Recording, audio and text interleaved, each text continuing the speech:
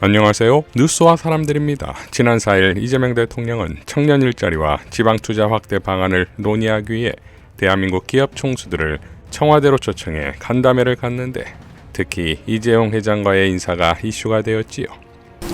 어제 해외 갈 걸 취소하고 오셨다면서요? 아니, 당연히 갑니다. 이재용의 주식 재산을 1년 만에 2.5배를 늘려준 이재명 대통령이 아닙니까? 그런데 이런 대화와 비교되는 것이 해외 출장으로 불참한 최태원 회장입니다.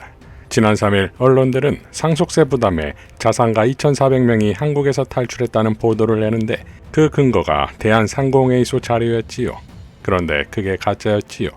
7일 이재명 대통령은 자신의 SNS에 프레시 안에 존재하지도 않는 백만장자 탈항구, 철진한 떡밥, 덥석문 보수 언론들 라는 제목의 기사를 공유하면서 이렇게 밝혔습니다. 사익도 모아 정부 정책 공격을 위해 가짜뉴스를 생산해 유포하는 행위는 지탄받아 마땅합니다. 더구나 법률에 의한 공식단체인 대한상공회의소가 이런 짓을 공개적으로 벌인다니 믿어지지가 않습니다. 엄중하게 책임을 묻고 재발 방지 장치를 만들어야 하겠습니다. 정책을 만드는 주권자 국민의 판단을 흐리려는 고의적 가짜뉴스는 민주주의의 적입니다. 그러자 대한상공회의소는 보도자료 관련 사과문이라는 제목으로 고액 자산가 유출 관련 외부 통계를 충분한 검증 없이 인용하여 불필요한 혼란을 초래한 데 대해 깊이 사과드린다. 향후 이러한 사례가 재발하지 않도록 엄중한 책임감을 바탕으로 우선 자료 작성 시 사실관계 및 통계의 정확성 등에 대해 충실히 검증하도록 하고 이를 객관적으로 점검할 수 있도록 내부 시스템을 보강하는 등 더욱 유의하도록 하겠다 라고 밝혔습니다. 다들 아시다시피 대한상공회의소의 회장이 최태원이지요.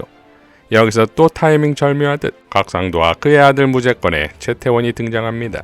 추미애 법사위원장은 다음과 같이 밝혔습니다. 곽상도 50억 무죄는 윤석열 검찰의 노림수였나?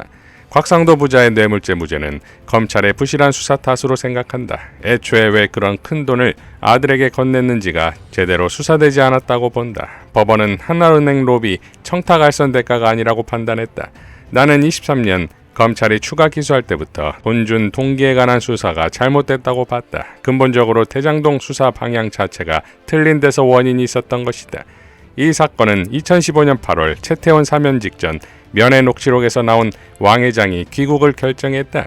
왕 회장이 숙제를 줬다. 라며 사면 로비를 암시한 것과의 관련성이 제기되었다.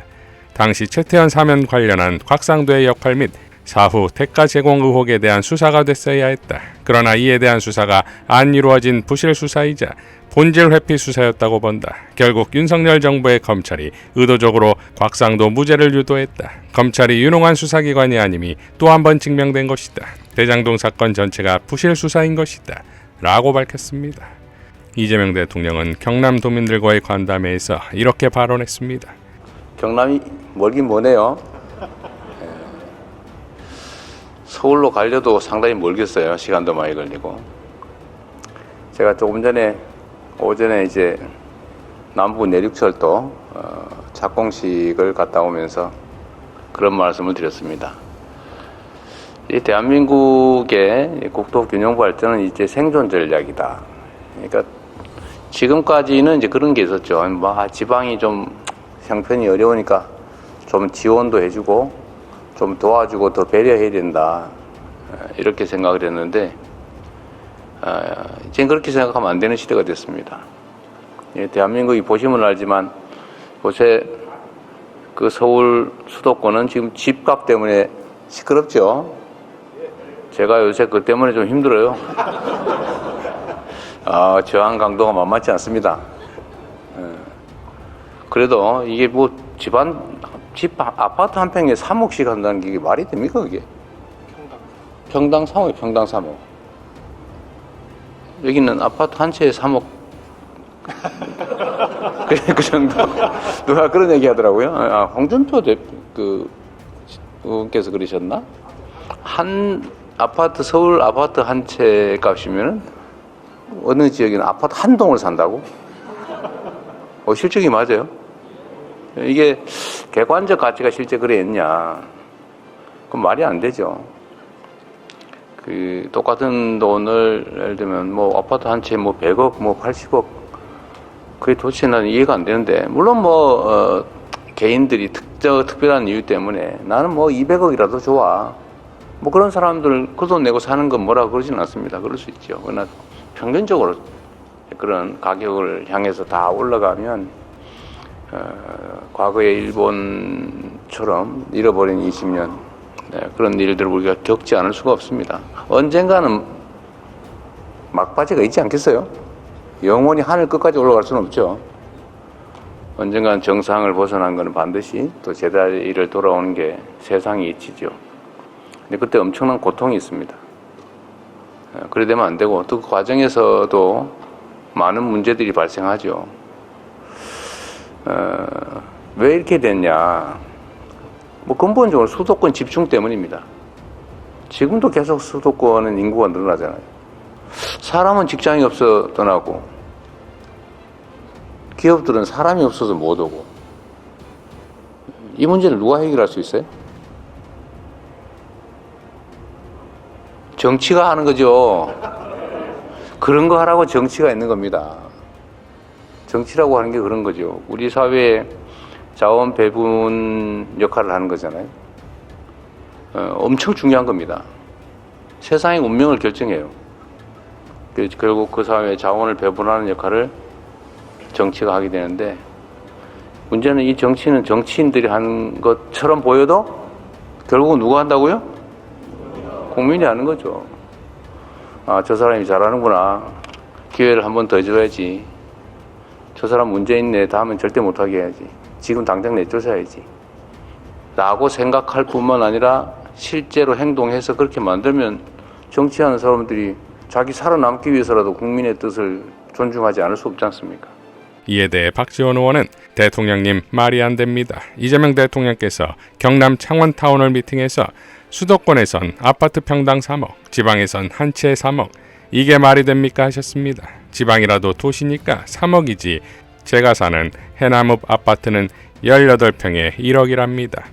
그래서 저는 서울 사는 65평 아파트를 팔면 해남에선 한개동을 산다고 한탄했습니다. 대통령님 임기 초입니다. 부동산 정책을 바꾸시거나 물러서지 마십시오. 아마도 없으시다 하셨습니다. 이번이 마지막 기회입니다. 성공하셔야 국민 전체가 행복 국민이 됩니다. 라고 밝혔습니다. 매불수에 출연한 이강수 대표도 다음과 같이 밝혔습니다. 이게 되게 중요한 게 지금 시점이 되게 중요해요. 지금요. 네.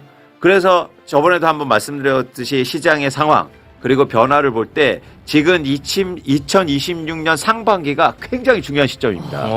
이 시점을 놓치면 앞으로 부동산 가격이 다시 올라가고 혼란할 가능성이 굉장히 높거든요. 제가 시장 전문가로서. 네. 그런데 이 시점에 이런 얘기를 한다는 게 의미가 있다는 거예요. 그런데 저는 항상 궁금했어요. 뭐냐면 갑자기 왜 이재명 대통령이 지금 이러지?